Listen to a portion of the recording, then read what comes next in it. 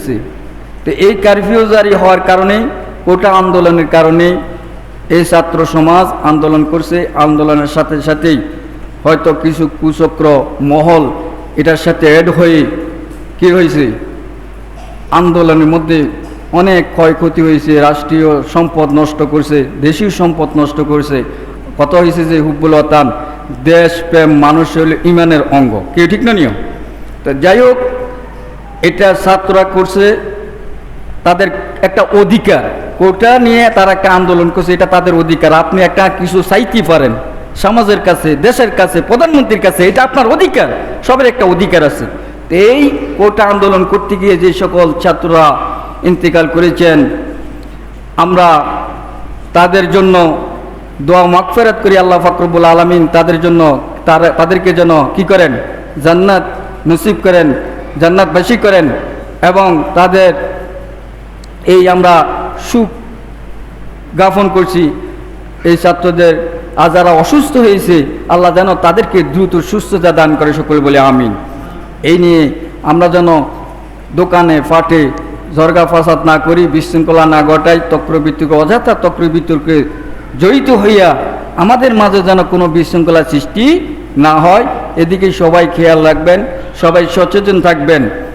কিন্তু আন্দোলন করা এটা হলো কি একটা গণতান্ত্রিক অধিকার, যে কোনো লোকে যে কোনো বিষয় নিয়ে আন্দোলন করতে পারে, এটা কোনো দূষণীয় জিনিস নয়। কেউ আপনি একটা জিনিস আছে, চাহিদা আছে, আপনার একটা কি আছে, অধিকার আছে, আপনি এটা দেশের নাগরিক হিসেবে আপনি একটা কথা বলতেই পারেন, একটা কিছু চাইতেই পারেন, এটা কোনো দূষণীয় ব্যাপার। কিন্তু এটা নিয়ে অরাজকতা সৃষ্টি করা, দাঙ্গা হাঙ্গামা করা, বিশৃঙ্খলা করা, এটা কিন্তু আপনার অধিকার নয়। আমরা যখনই যে কোনো দেশের মধ্যে যে কোনো পরিস্থিতির মধ্যে, কিছুদিন আগে করোনা হয়েছে, আমরা সবার জন্য দোয়া করছি।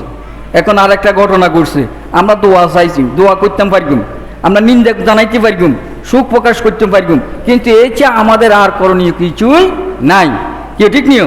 কিন্তু আমাদের মাঝে এটা নিয়ে আমাদের মাঝে কোনো, এখানে গ্রাম অঞ্চলে কোনো কোটা নিয়ে কোনো আন্দোলন আসেনি, কোনো কাটাকাটি আসেনি, মারামারা আসেনি, দাঙ্গা হাঙ্গামা আসেনি, নাই। তবে আমরা এরকম শান্তিতে বসবাস করতেছি, আমরা চাই গোটা দেশের মানুষ শান্তিতে বসবাস করুক, সারা বিশ্বের মানুষ শান্তিতে বসবাস করুক। এই যে ফিলিস্তিনে ইসরায়েলে মামলা হইতেছে, আমরা তাদের জন্য কি করি, দোয়া করি, এই আর আমাদের করার কিছুই নাই। আল্লাহ পাক রব্বুল আলামিন সারা বিশ্বের মুসলমানদেরকে হেফাজত করুক, সারা বিশ্বের মানুষকে হেফাজত করুক, সকল বলে আমিন। আসসালামু আলাইকুম ওয়া রাহমাতুল্লাহি ওয়া বারাকাতুহু।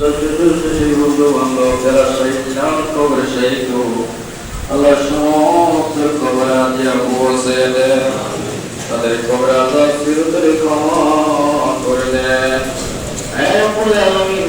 বাংলাদেশে কোটা আন্দোলন কেন্দ্র করে যে সকল ছাত্ররা ইন্তেকাল করেছে, আল্লাহ তাদেরকে আপনি জান্নাত হিসেবে কবুল করেন। আল্লাহ তাদের পক্ষে ক্ষমা চাই, আল্লাহ তাদেরকে ক্ষমা করে দেন।